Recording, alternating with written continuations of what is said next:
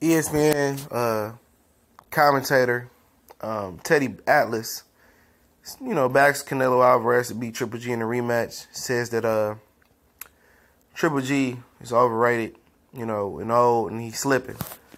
It's a boxing clinic. Y'all know what it is. We're talking that boxing-ish. And, the thing that got me is saying he's overrated.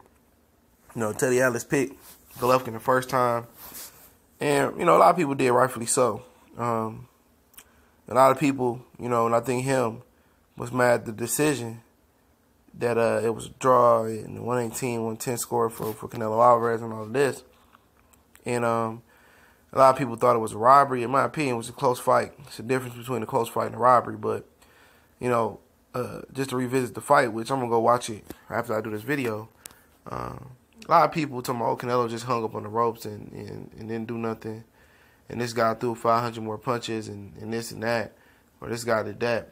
At the end of the day, who gave credit for Canelo for making Golovkin miss? Yeah, he didn't encounter and he wasn't aggressive as he could have been. But what good is being aggressive for Golovkin if it wasn't effective?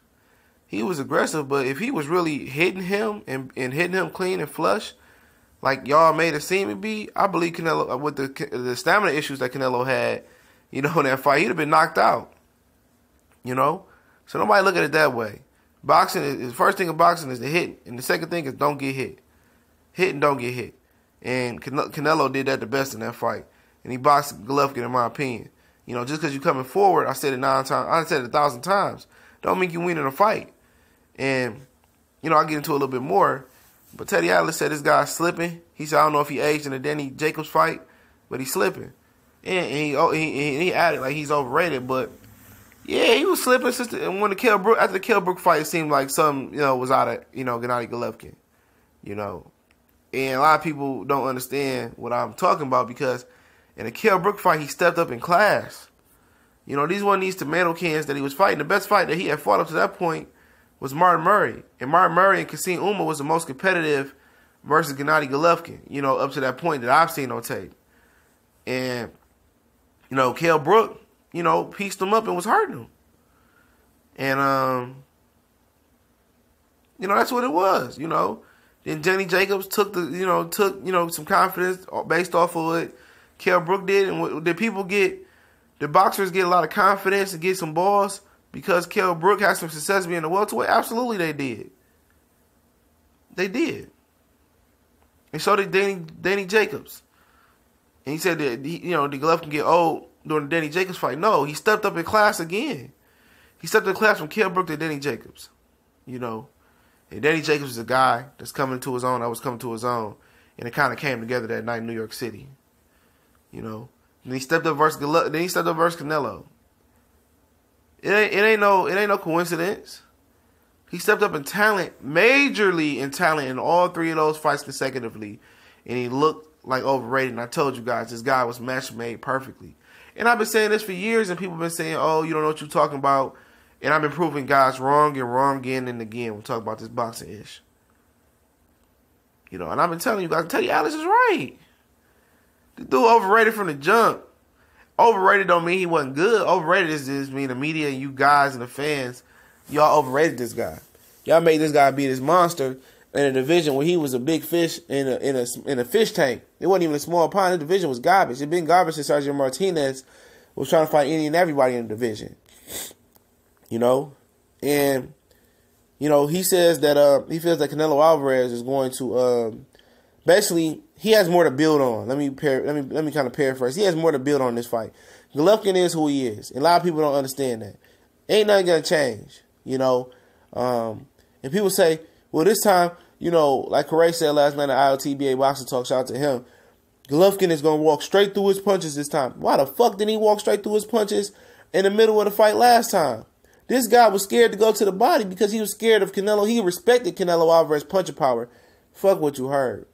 He respected that punching power. Not only that punching power, he respected his counter punching ability. And when you get hit with a punch you don't see coming, those are the punches that do damage and knock you out and knock you down. Or knock you down and knock you out.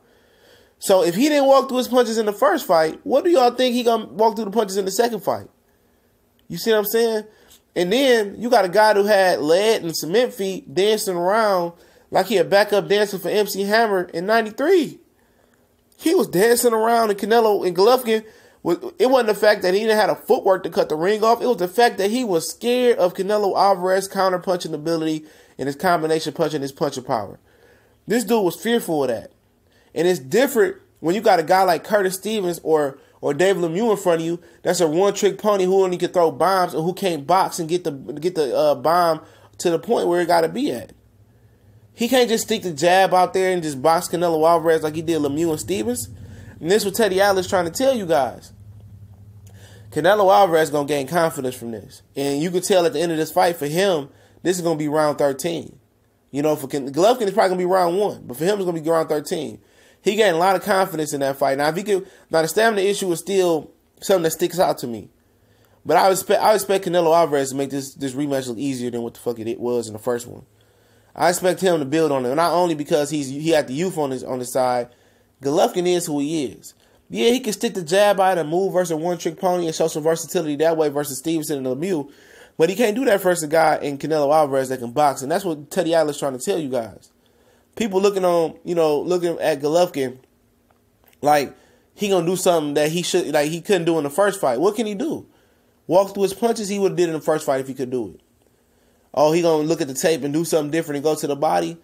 Then if he try to force something, like go to the body and force something that he didn't see in the ring, and he automatically gonna see on tape. No, he ain't gonna see it on tape because he wasn't trigger happy in this fight, you know.